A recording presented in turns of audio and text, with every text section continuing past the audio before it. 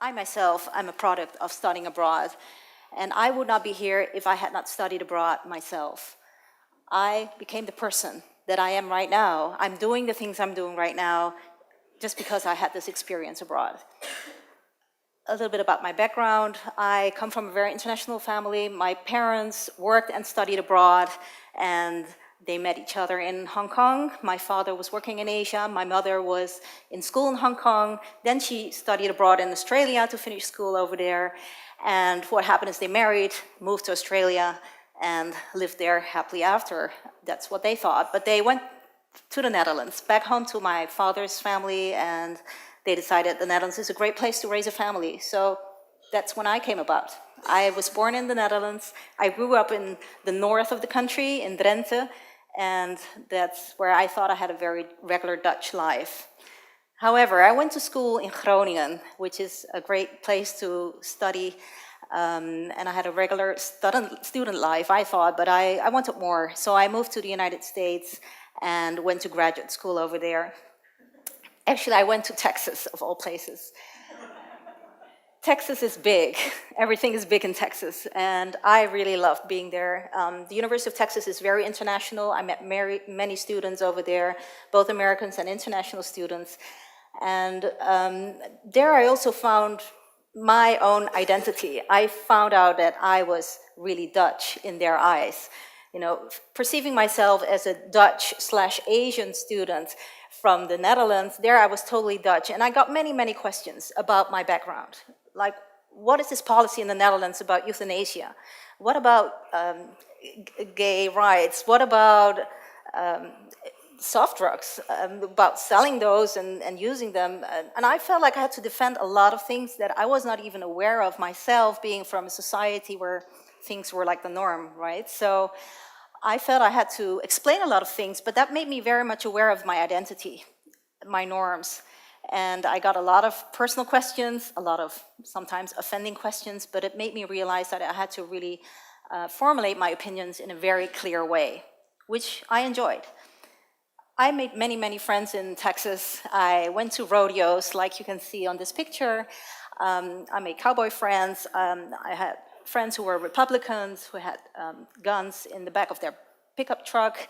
I had friends who were very liberal and they were street musicians in Austin. It was a blast.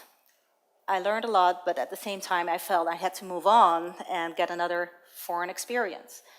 So I moved to Asia, and I had this chance to do an internship for 4 months while I was actually still a graduate student in Texas. So I moved to Korea.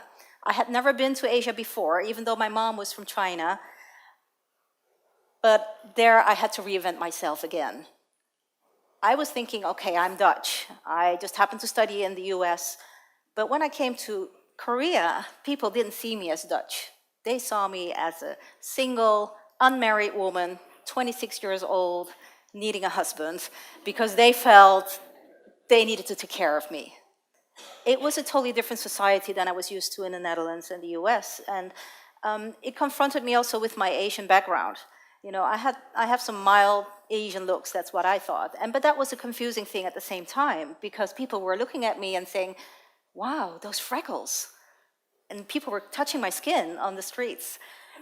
I went to a bathhouse and met many wonderful Korean women, and they were jealous of my fair skin. And I was very embarrassed always that I was never getting a tan, but they said, I love your skin, it's so white.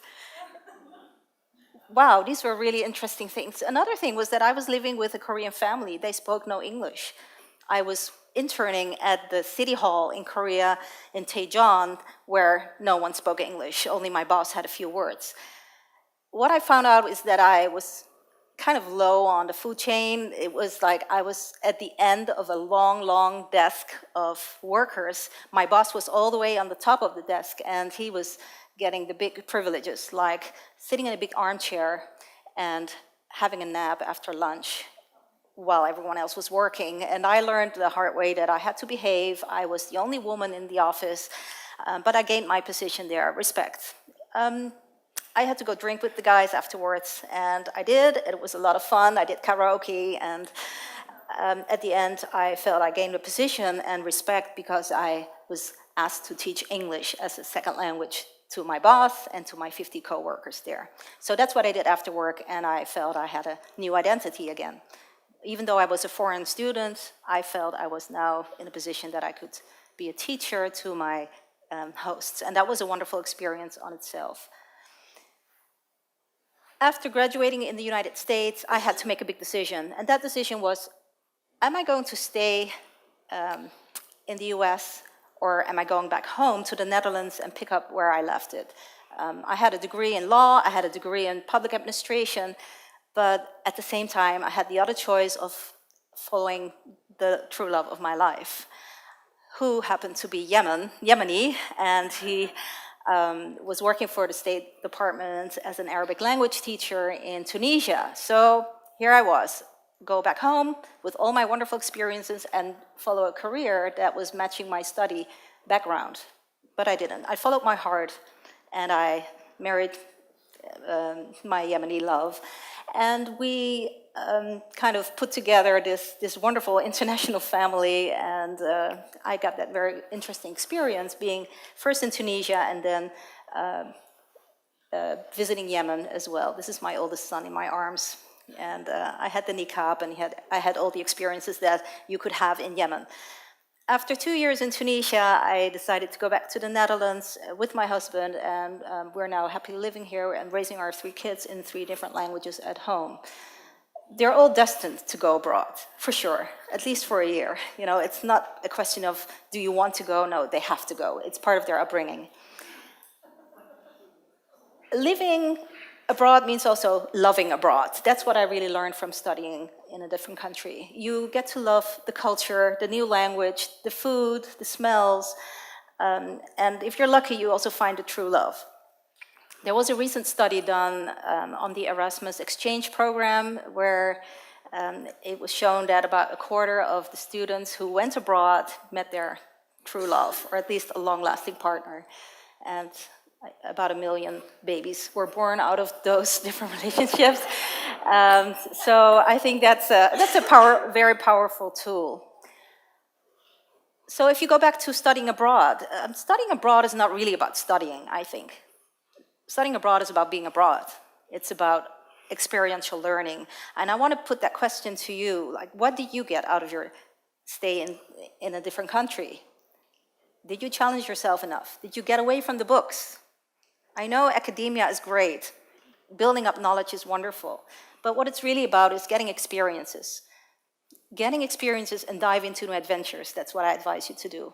Secondly, make new friends. Make friends that don't look like you, who are different, who have a different opinion about life, who come from a different background. Number 3, follow your heart. Even in academia, there are so many choices to make, but you know what's right for you. There are so many opportunities, and it's all about diving into life and shaping yourself as a person. You don't know who you are going to be in a few years. This is something you need to explore.